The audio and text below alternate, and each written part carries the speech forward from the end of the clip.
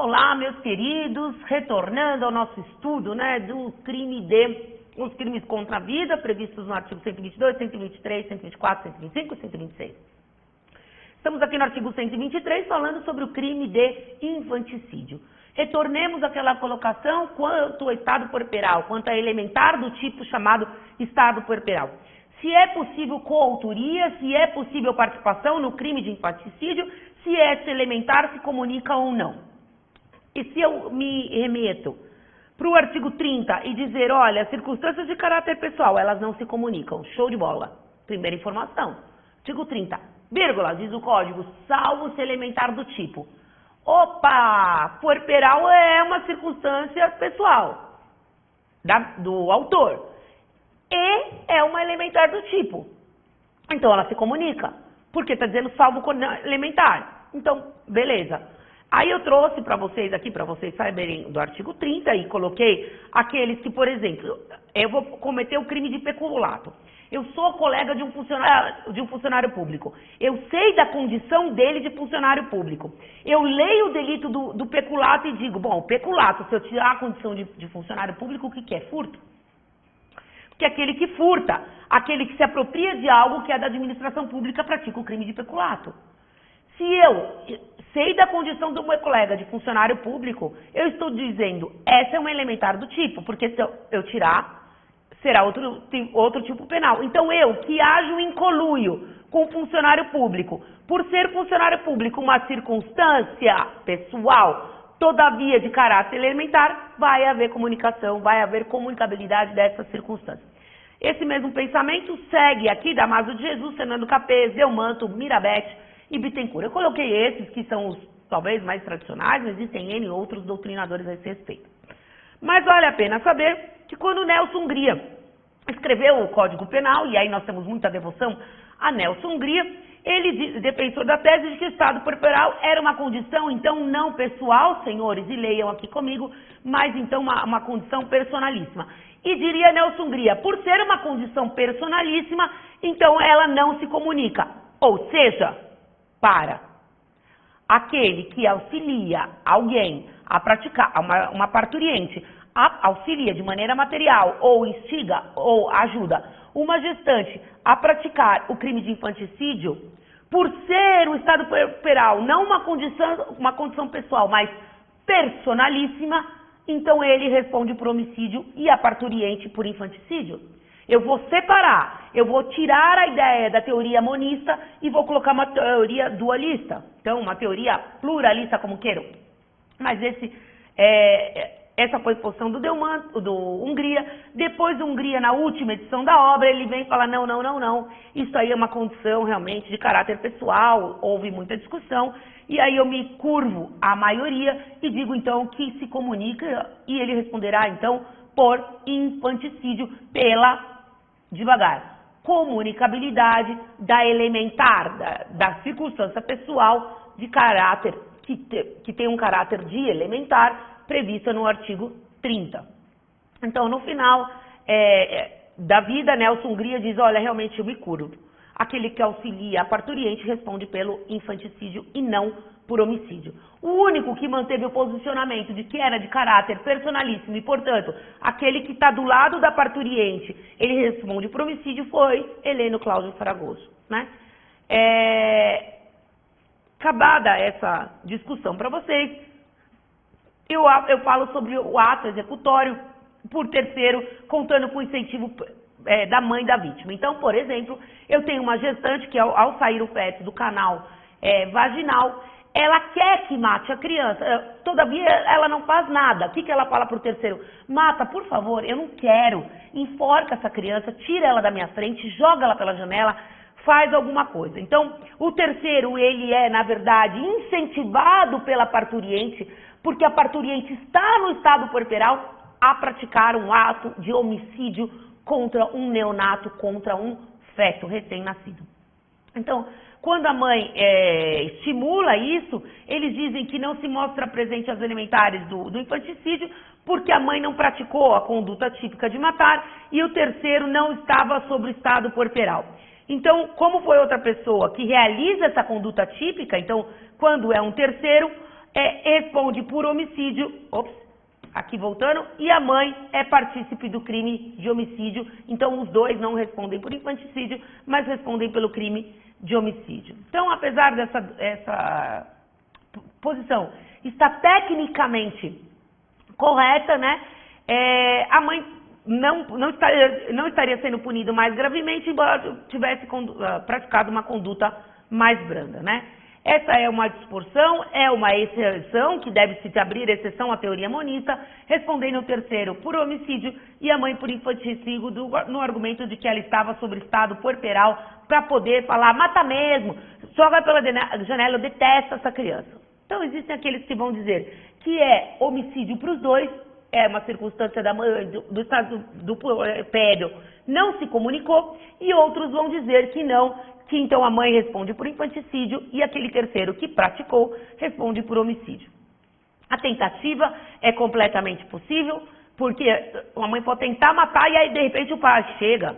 A mãe pode tentar afogar, de repente a avó entra no banheiro. Então, assim, é plenamente possível porque é um crime plurissubsistente, como diria também a doutrina, nas classificações doutrinárias sobre crime, né?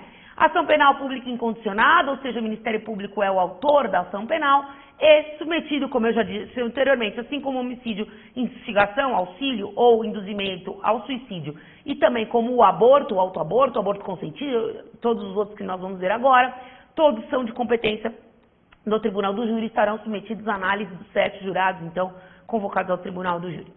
Bom, passado, então, instigação, induzimento, auxílio ao suicídio ou automutilação do 122, passado o crime de infanticídio, adentremos no famoso crime de aborto. Aborto, eu diria, e suas modalidades. O que se defende no aborto? Vida. A vida daquele que vai nascer. Então, eu tenho o nascituro, aquele que não é o neonato é o que acaba de nascer, mas o nascituro é aquele que vai nascer. Então, o aborto, simplificando, é a interrupção da gravidez. A gravidez se dá com anidação, aí a questão de quando se dá a gravidez, o STF, nós vamos trazer aqui a polêmica linda de um voto, dizendo que a gestação começa na 8ª semana, começa na 12ª semana. Quando é que começa finalmente a gestação? Quando é que eu posso dizer que a mulher praticou, e aí o sujeito ativo na maioria das vezes é uma mulher, mas pode ser um terceiro que pratica o aborto em nome dessa, né? E violentando o corpo de uma mulher, dando chutes no corpo de uma mulher, ele pratique o aborto, embora não consentido por essa. E veio a dúvida de quando é que começa a gravidez. Essa é uma pergunta, senhores, e eu coloco o ponto de interrogação, quem vai dizer? Será então a Igreja Católica? Será então a medicina que vai dizer? Será que é quando forma o tubo neuronal? Será que é quando há anidação? Será que é quando há fecundação? E aí nasce gente espalhada para tudo quanto é lado, falando bastante coisas, algumas pertinentes e outras não tão pertinentes. Então a morte é o produto consequentemente a morte do produto da concepção é o crime de aborto. Nem sempre o aborto é um crime doloso ou é um crime, porque você pode ter um aborto natural, um aborto espontâneo, né? Então coloca aqui, se decorrente de causas naturais, como uma má formação do feto, como uma rejeição do organismo da gestante, como uma patologia, por exemplo, a gestante não segura na placenta o feto, isto não é um crime de aborto. Isto de fato é um aborto porque é uma interrupção de uma gravidez, mas não é punido por quê? Porque é ato voluntário, né? E também não haverá o crime de aborto, por exemplo, se eu estou atravessando a rua, sou gestante, mas a pessoa não sabe, né? Ela não quis me atropelar grávida, porque eu estava grávida. Ela me atropelou porque foi, sei lá, uma lesão corporal culposa em direção de veículo automotor, enfim. E nesse caso, então, se o aborto for acidental, também não haverá o crime de aborto. Então, se ela bate o veículo e causa o aborto, não há por que culpar outra pessoa de causar o aborto nela e nem nela do feto morrer. Então, isso tudo tem que ser analisado. Então, o crime de aborto é necessário que a interrupção tenha sido provocada, e aí, senhores, quando eu trago provocado, eu trago a existência do dolo. É necessário que haja o dolo na interrupção da gravidez, pela própria gestante ou por terceiro, e que se mostrem presentes não há a presença de qualquer excludente de ilicitude. Quais são as excludentes? Nós vamos ver. O Código traz modalidades em que o aborto é permitido. A gente sabe que a vítima de estupro, aquela que trouxer prejuízo à própria mãe, né, à própria gestante, também vai ser possível. Então a gente tem o aborto natural, que não é punido, porque é o próprio organismo que faz, né, o próprio organismo que rejeita o feto. O aborto acidental, que também não é punido, porque eu não sei que eu estou causando o aborto, ele vem porque eu empurrei uma pessoa e de repente ela estava grávida, eu nem sabia. O aborto criminoso, que é o que nós vamos ver nesses artigos 124, eu coloco aqui para vocês, e seguintes. E o aborto legal, que nós vamos ver também previsto em lei e que traz as excludentes em que o médico pode praticar o aborto em uma mulher e uma gestante. Ok? Então, eu trago para vocês agora, trazidas 4 figuras, do acidental, do natural, do criminoso e do legal. Dentro do criminoso, agora começa a aula de aborto, dentro do criminoso eu tenho 4 figuras do aborto criminoso. Eu tenho o autoaborto, em que a gestante pratica o aborto em si mesmo. Eu tenho o consentimento do aborto, para que terceiro pratique o aborto, mas eu, gestante, quero praticar o aborto. Tem o aborto, o consentimento para o aborto, a provocação de aborto com consentimento da gestante. Então, a gestante consente, ela vai responder por um delito, e eu vou falar para vocês. E aquele que pratica com consentimento da gestante, responde por outro. Lembremos que o aborto, é um exemplo típico de crimes que excepcionam a teoria monista do Código Penal. Nossa, professora, eu não lembro o que é teoria monista. Monista é todo mundo que pratica o crime, lê no artigo 29. Põe aí, senhores, teoria monista, artigo monista, teoria monista, artigo 29. Não se aplica ao aborto. Por quê? Porque no aborto, a gestante responde, por exemplo, pelo 124, parágrafo 2º, e o médico que pratica, ou a enfermeira que pratica, ou o marido que pratica, o companheiro que pratica o aborto com o consentimento da gestante, responde por outro delito. Então, excepcionalmente, cada um será enquadrado em um delito. O 124, e nesse caso o 126. E no 125, a provocação do aborto sem o consentimento da gestante, ou seja, aquele terceiro que invade a vida da gestante e pratica nela um aborto sem que esta tenha consentido com a prática do aborto.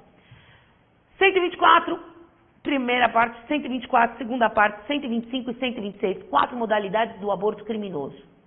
Fora isso, eu vou ter que olhar o 128 e falar, bom, existe o aborto legal, aquele aborto que já tem 2 previsões legais, que são excludentes da ilicitude, porque o médico que praticar o aborto com base nessas previsões legais estará amparado por exercício regular de um direito, pelo estrito cumprimento do dever legal. Então, não se pune, e aí quando eu falo em não punição, eu estou falando em isenção de pena, não se pune se não há outro meio de salvar a vida da gestante, ou seja, eu estou num estado de necessidade onde eu tenho o bem jurídico vida da gestante e tenho o bem jurídico vida do feto, e aí eu vou ter que sopesar. E se isso comprometer a saúde e a vida comprovadamente da gestante, o médico pode então cometer o delito, o crime de aborto, que não haverá crime porque é isento em razão da previsão legal de excludente de ilicitude, ou se a gravidez resulta de estupro e o aborto é precedido do consentimento da gestante ou quando incapaz de seu representante. Quando temos uma pessoa que for vítima de estupro, ela tem o direito de tirar o feto, desde que isso seja devidamente cientificado e que a gestante tenha ciência e queira fazer isso. Vítima de estupro pode ter filhos, ela não é obrigada a abortar, mas ela também não é obrigada a ficar com o feto, diz o artigo 128. Então eu encerro por aqui a nossa terceira aula e voltamos, nossa terceira aula do módulo 3, né, e a aula 2, mas nossa terceira parte, me perdoe, e voltamos aí na parte 4 para finalizar o delito do aborto e assim o nosso tema a ser abordado nessa aula de número 2 do módulo 3. Eu agradeço pela participação.